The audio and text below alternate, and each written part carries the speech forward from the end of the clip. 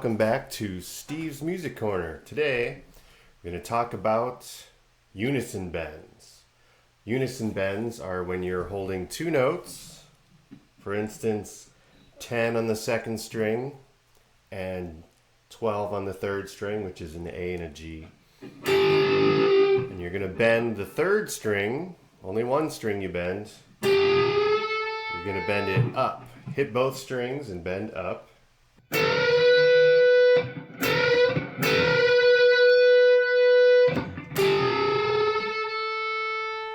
Until they are the exact same note.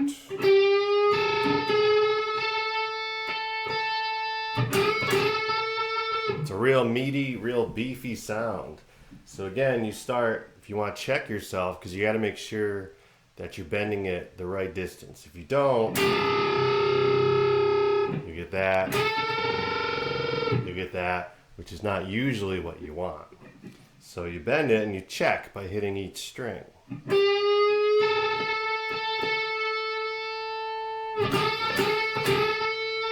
With some practice, you'll just get good at doing that by ear every time. I want to talk about unison bends today because one of my students is doing a song that had a bunch, so we were talking about them. A few things. When you're bending, you want to use at least two fingers. Pretty much in any bending, you should use at least two fingers. So I have my ring and my middle on the third string, and then just my pointer on the second string. So when I bend, I'm using two fingers to push.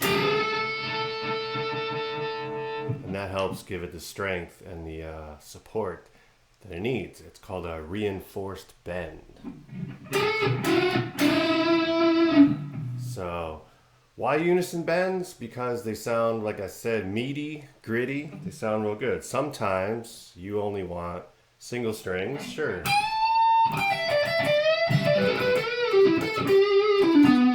But sometimes you want that meatiness.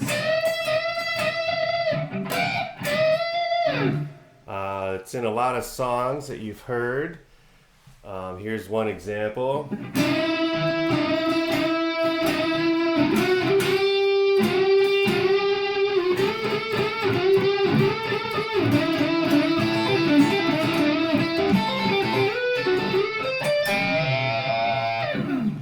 And you might have heard that one before, or maybe this one.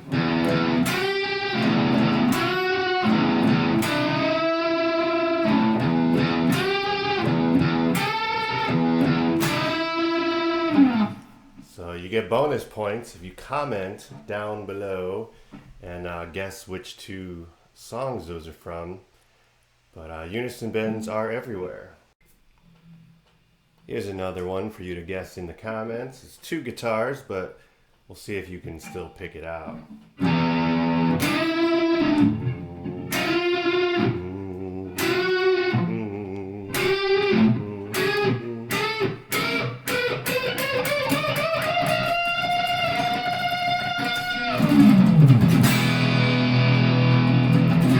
Like I said, you're bending up to match the notes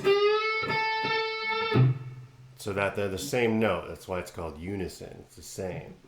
And you'll hear it's called beading, beads, beading. Hear that? And the closer you get to being in tune, the slower those beads will go. They start fast.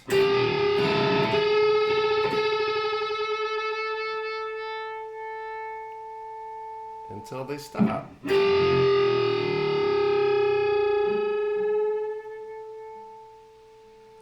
So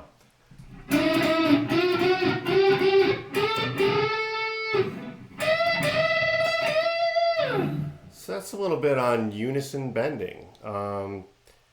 There's also something called double stop bending, where you also have two notes again, but they're not unison. You're not bending to the same note. For instance, 15 on the second string, 14 on the third string. We got an A and a D. Now you're not bending this time to the same note. You're bending up to a B and a D, which makes it a third.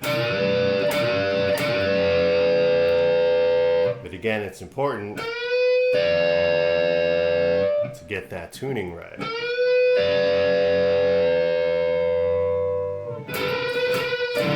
Here's the unison, and here's the double stop bend.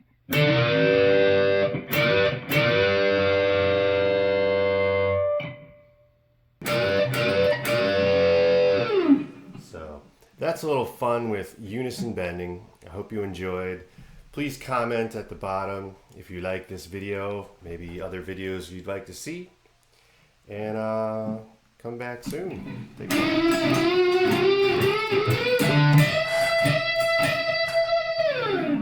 Hello, welcome back to Steve's Music Corner. Today we're going to talk about Unison Bends.